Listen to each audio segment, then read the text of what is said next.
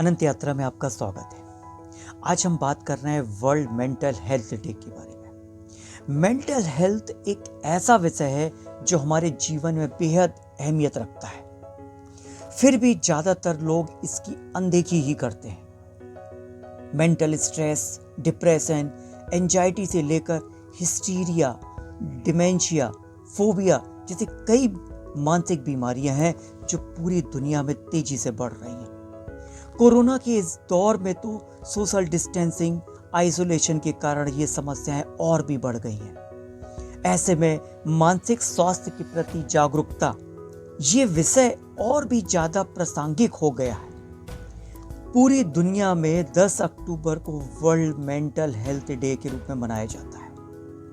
आइए हम जानने का प्रयास करते हैं कि इसका इतिहास क्या है, क्यों मनाया जाता है और क्यों महत्वपूर्ण हो गया है ये दिन। सबसे पहले वर्ष 1992 में वर्ल्ड मेंटल हेल्थ डे मनाया गया था। यूनाइटेड नेशंस के उप महासचिव रिचर्ड हंटर और world federation for mental health की पहल पर सबसे पहले इस दिन को मनाया गया था। आपको बता दें कि world federation for mental health 150 से अधिक सदस्यों वाले देशों से मिलकर के बना हुआ है।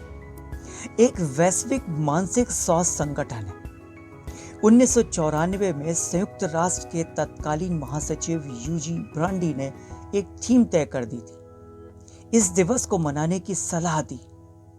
इसके बाद से ही प्रतिवर्ष 10 अक्टूबर को मानसिक स्वास्थ्य दिवस के रूप में मनाया जाने लगा। इसके प्रति जागरूकता बढ़ाने के लिए पूरी दुनिया में कार्यक्रम आयोजित किए जाने लगे। हमारी जीवन शैली में लगातार बदलाव हो रहा है। अपने आप में हम उलझे रहना सामाजिक जीवन से दूरी, चिंता और तनाव का कारण बनते जा रहे हैं। आगे जाकर के यही डिप्रेशन के साथ ही इस तरह की अन्य मानसिक बीमारियों की वजह बन जाती है। दुनिया में बहुत से लोग social systems, dementia, hysteria, anxiety, आत्महीनता जैसी कई समस्याओं और बीमारियों से जूझ रहे हैं।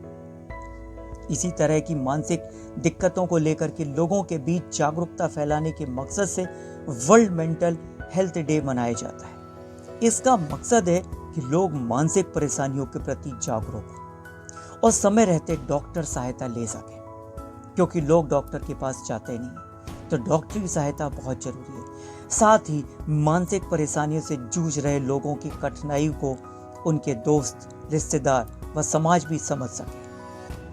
आइए हम जानने का प्रयास करते हैं कि वर्ष 2021 की वर्ल्ड मेंटल हेल्थ डे की थीम आखिर है क्या।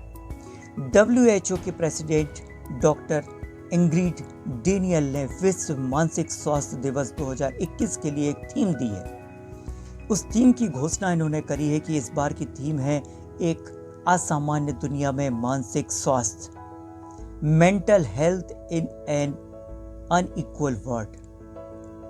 इस विषय को WFMH के सदस्यों, हितधारकों और समर्थकों सहित वैश्विक बोर्ड द्वारा चुना गया है, क्योंकि दुनिया तेजी से ध्रुवीकृत हो रही है। अमीर लोग और अमीर हो रहे हैं, जबकि गरीब व साधनहीन लोगों की संख्या अभी भी बहुत ज्यादा है और शायद बढ़ती जा रही है। बीते सालों में देखा गया है कि लोगों के सामाजिक और आर्थिक दर्जे के अनुसार भेदभाव काफी बढ़ गया है। ये भेदभाव भी लोगों के मानसिक स्वास्थ्य पर असर डालता है। आइए अब जानते हैं कि भारत की स्थिति क्या है।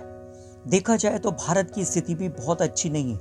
WHO के एक पुराने आंकड़े हैं जिसमें भारत में 5 करोड़ से ज्यादा लोग डिप्रेशन से पीड़ित हैं। जी हाँ, आंकड़े पुराने हैं।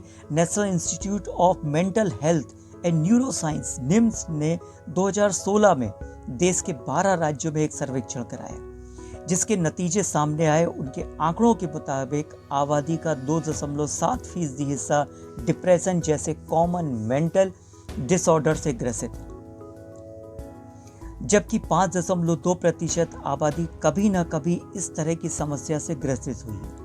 इस सर्वेक्षण से एक अंदाजा ये भी निकाला गया कि भारत के 15 करोड़ लोगों को किसी न किसी तरह की मानसिक समस्या से डॉक्टर को तत्काल इलाज के लिए पहुंचना चाहिए, लेकिन उनके पास डॉक्टरों की उपलब्धता नहीं है।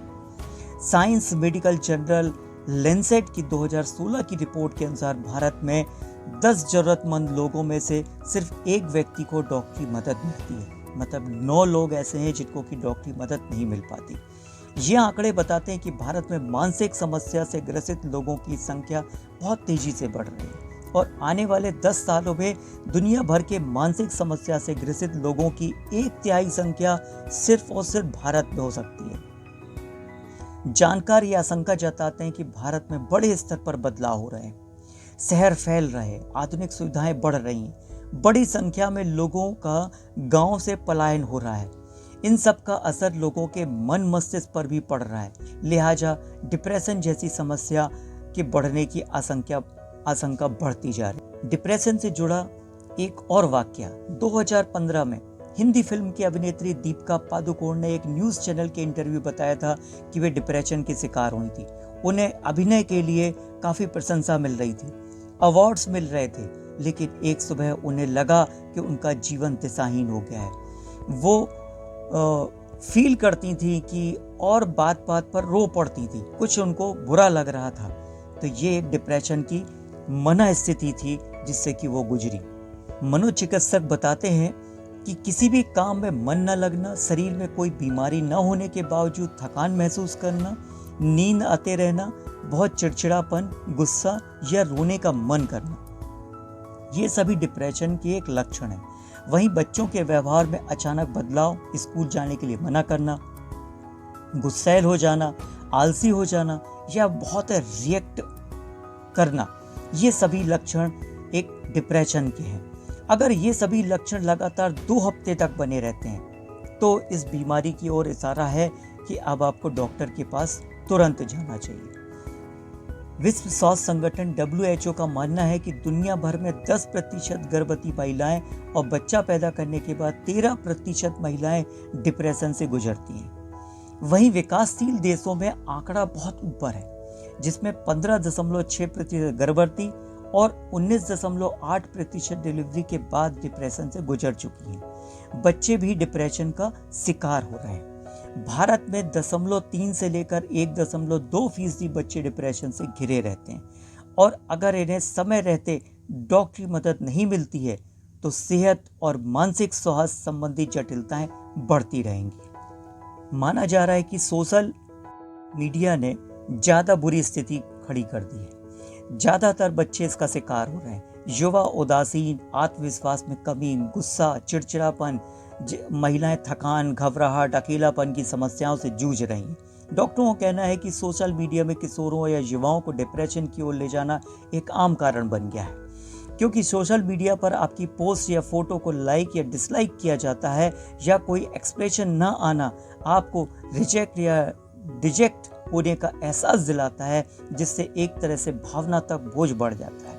इसी बात को आगे बढ़ाते हुए कुछ और भी जानकार लोगों ने कहा है कि आजकल बच्चों पर कई तरह के परफॉर्मेंस का दबाव है, जहां माता पिता बच्चों से पढ़ाई लिखाई के अलावा अन्य गतिविधियां जैसे संगीत, डांस, खेल, एक्टिंग आदि में बेहतरीन से बेहतरीन की उम्मीद करते हैं। अगर बच्चा उसमें गड़बड़ा जाता है तो वो डिप्रेशन में चला जाता है, जिसका कि खामियाजा न सिर्फ समाज को बल्कि पूरे देश को, दुनिया को झेलना पड़ रहा है, जिसका नतीजा ये हो रहा है कि हर 40 सेकंड में एक व्यक्ति आत्महत्या कर रहा है। ये भी WHO के आंकड़े हैं और थोड़े से पुराने हैं। तात्कालिक या नए आंकड़े कुछ और भी बयां कर रहे हैं। भारत में इस समस्या से निपटने के लिए भारत सरकार की तरफ से मेंटल हेल्थ केयर एक्ट 2017 लाया गया। इससे पहले साल 1987 में कानून बनाया गया था।